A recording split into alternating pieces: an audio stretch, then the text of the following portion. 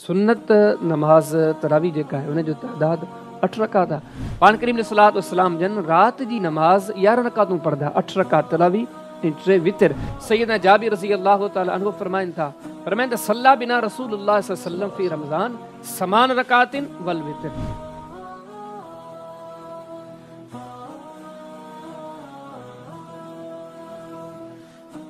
तरावी नमाज सुन्नत नबी मुताबिक केतिरियूं रकातूं साबित आहिनि?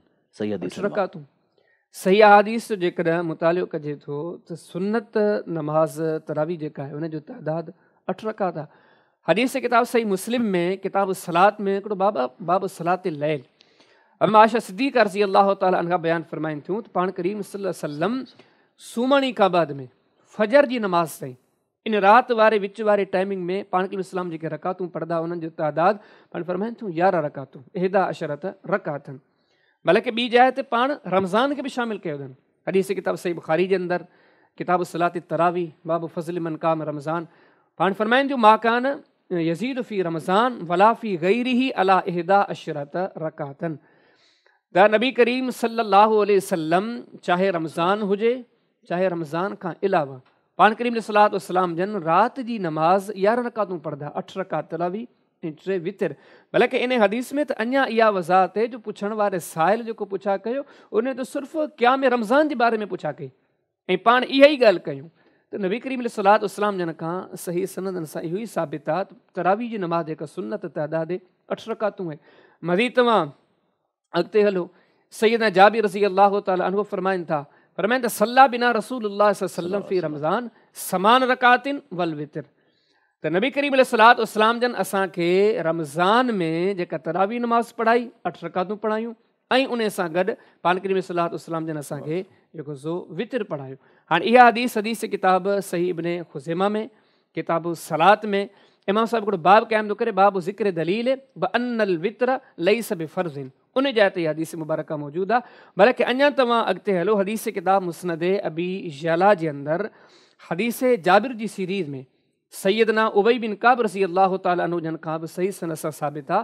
फरमाइंदा मूं नबी करीम सलात वसलाम जन जे ज़माने में जेका माण्हुनि खे नमाज़ पढ़ाई हुई सल्लैतु बिहिन्न समान रकातिन।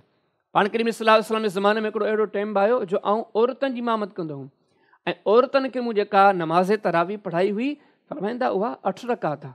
ऐं अॻियां हदीस में इहो फरमाईंदा त इन शइ जो नबी करीम सलात वसलाम जन वटि इल्मु हुयो, ईअं मनाए त मूं इमामत कई पे ऐं पाण करीम सलात वसलाम खे मुंहिंजी नमाज़ जी जमात हिन तादाद जी ख़बर न। पाण फरमाईंदा बिल्कुलु नबी करीम सलात वसलाम जन खे ख़बर हुई ऐं पाण करीम सलात वसलाम जन इन शइ ते राज़ी रहिया हुआ।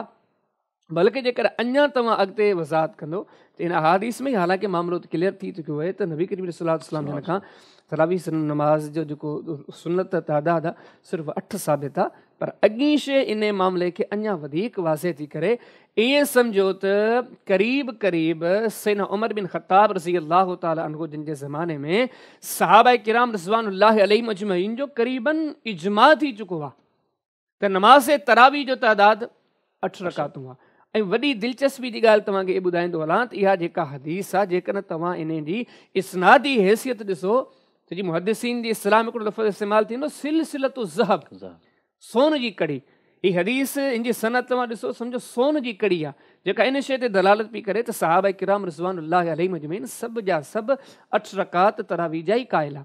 इमाम मालिक रहमहुल्लाह, हाणे केरनि इमाम दारिल हिजरा, पंहिंजे किताब मुता इमाम मालिक जे अंदरि किताब सलात फ़ी रमज़ान में उन्हनि हिकिड़ो बाब क़ाइमु कयो, बाब माजा फ़ी क़ियाम शहर रमज़ान, जो ते हदीस मुबारक मौजूदु आहे। पहिरियों हदीस रावी इमाम मालिक इमाम दारिल हिजरा, ज़िक्र कंहिंखां पिया कनि सोब वक़्त जो इमाम आहे इमाम मोहम्मद बिन यूसुफ अल किंदी।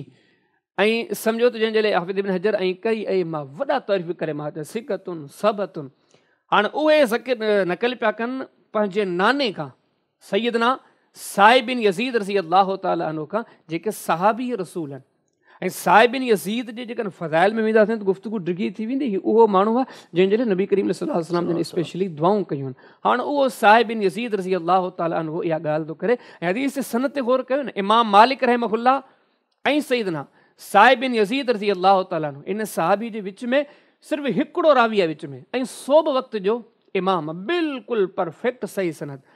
हाणे सैयदना साहिब बिन यज़ीद रज़ी अल्लाह तआला अन्हु फरमाइनि था त सैयदना उमर बिन ख़त्ताब रज़ी अल्लाह तआला अन्हु जिन जे ज़माने में पाण सैयदना उबई बिन काब रज़ी अल्लाह तआला अन्हु खे ऐं सैयदना तमीम दारी रज़ी अल्लाह तआला अन्हु इन्हनि ॿिन्ही खे सैयदना उमर हुकम ॾिनो हो त माण्हुनि खे नमाज़ तरावी पढ़ाइनि ऐं तादाद केतिरो 8 रकात तरावी कुल 11 रकातूं ऐं यकूम लिन्नास बिइहदा अशरत रकातन।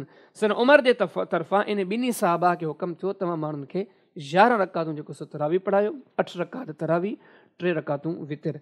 त इन समूरे अहादीस खे साम्हूं रखंदो त हिकिड़ी पकी पुख़्ती हक़ीक़त तव्हांजे साम्हूं ईंदी त नमाज़ तरावी जे सिलसिले में जेको सुन्नत तइदाद आहे उहो सिर्फ़ु 8 आहे।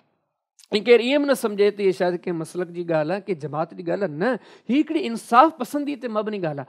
हता की तव्हां ॾिसो अनवर शाह काश्मीरी रहमहुल्लाह हनफ़ी मकतब फ़िक्र जा आलिम न बल्कि चोटी जा आलिम आहिनि। जेकॾहिं असां हुनजी सवाने उमिरी ते लिखियल किताबनि खे ॾिसूं था, हुनखे सानीअ इमाम अबू हनीफ़ा चयो वियो, ज़हानत जा वॾा मिसाल आहिनि। हाणे उन्हनि जो किताब जेको उन्हनि उर्फ़ शुज़ी लिखियो आहे, उन में जॾहिं तरावी जे मसइले ते अचनि था, हालांकि हनफ़ी मकतब फ़िक्र जा इमाम आहिनि पर मुनसिफ़ आहिनि, चवनि छा था, पाण फरमाईंदा वला मिनास मिन तस्लीमिन अन तरावीहु सल्लम समान रकातिन।